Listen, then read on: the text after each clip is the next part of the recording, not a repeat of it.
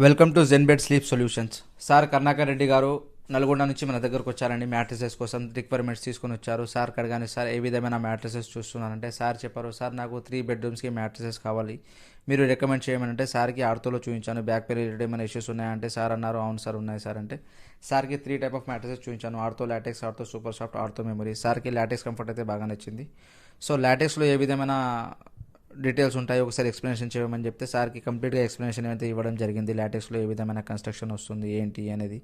దాని తర్వాత సార్ ఫిజికల్గా లేయర్ కన్స్ట్రక్షన్, మ్యాట్రస్ యొక్క కన్స్ట్రక్షన్ చూస్తారు. మ్యాట్రస్లో ఏ విధమైన లేయర్స్ కన్స్ట్రక్షన్ చేస్తారు, ఏ విధంగా పేస్ట్ చేస్తారు ఏంటి అని కంప్లీట్గా చూసుకున్నారు సార్.